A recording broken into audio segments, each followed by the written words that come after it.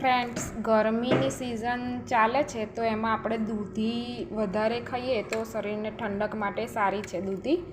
એના માટે આજે આપણે થોડુંક અલગ રીતે દૂધી દાળનું શાક બનાવવાનું છે. એના માટે મેં આ દાળને 2-3 કલાક માટે પલાળી લીધી હતી અને આ રીતે હાથથી તૂટે એ રીતે આપણે એને પલાળી લેવાની છે ચણાની દાળને. અને આ રીતે દૂધીને મેં સમારી લીધી 1 નંગ અને આદુ મરચાં લસણની પેસ્ટ તૈયાર કરી અને થોડીક 1 ડુંગળી કાપીને રાખી છે અને ટામેટું 1 નંગ. આપણે જનરલી દૂધી દાળનું શાક બનાવતા હોઈએ છીએ એમાં આપણે ગોળ ખટાશ કરીને આપણે બનાવતા હોઈએ છીએ અને આજે આપણે અલગ રીતે થોડું ડુંગળી ટામેટાવાળું અને લસણ આદુ મરચાંની પેસ્ટવાળું બનાવીશું. એના માટે આપણે ગેસની ફ્લેમ ઓન કરીને 1 થી 2 મોટી પડી તેલ, આપણી ક્વોન્ટિટી શાકની જે પ્રમાણેની હોય એ પ્રમાણે આપણે તેલ મૂકી દેવાનું છે. તેલ ગરમ થઈ જાય પછી એમાં જરૂર મુજબ રાઈ,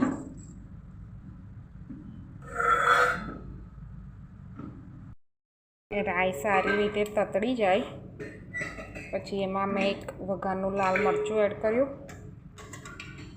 જીરું, હિંગ, આપણે જે આદુ મરચાં લસણની પેસ્ટ કરી હતી એ એડ કરી દેવાની.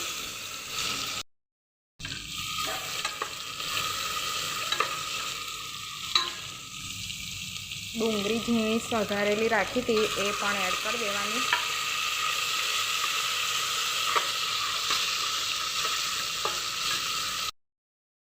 ડુંગળી થોડી સતળાઈ જવા આવે પછી આપણે ઝીણું સુધારેલું ટામેટું રાખ્યું હતું 1 નંગ એ પણ એડ કરી દેવાનું.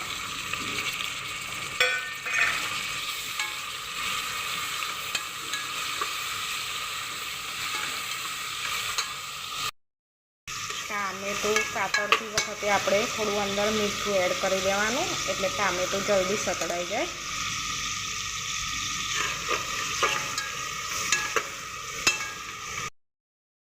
આ રીતે ટામેટું સારી રીતે સતળાઈ જાય, તેલ છૂટું પડે પછી એમાં આપણે હળદર,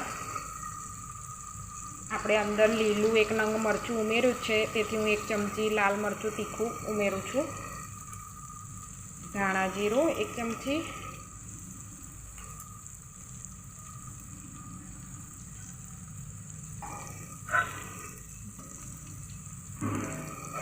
થોડું પાણી એડ કરીને બધા મસાલા અંદર મિક્સ કરી દેવાના છે.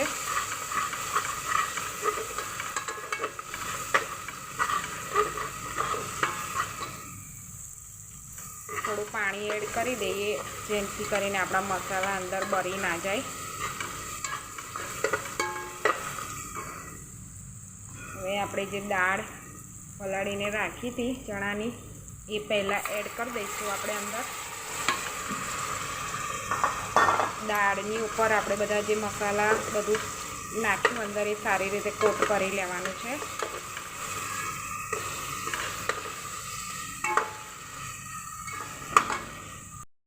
1 થી 2 મિનિટ દાળને નાખીને પછી આપણે અંદર દૂધી જે આપણે રાખી હતી કાપીને એ પણ એડ કરી દઈશું. દૂધી એડ કર્યા પછી આપણે જરૂર મુજબ મીઠું એડ કરવાનું છે. આપણે પહેલેથી ચણાની દાળને પલાળીને રાખી હતી એટલે આપણે એને બફાતા વાર નહીં લાગે અને દૂધી તો એમ પણ જલ્દી બફાઈ જાય એટલે આપણે હવે એમાં જરૂર મુજબ પાણી એડ કરીને 1 થી 2 વિસલ લઈ લેવાની છે કુકરમાં. પાણી એડ કરીને હવે કુકરનું ઢાંકણ આપણે બંધ કરીને 1 થી 2 વિસલ લઈ લેવાની છે. બનીને રેડી છે દૂધી દાળનું શાક.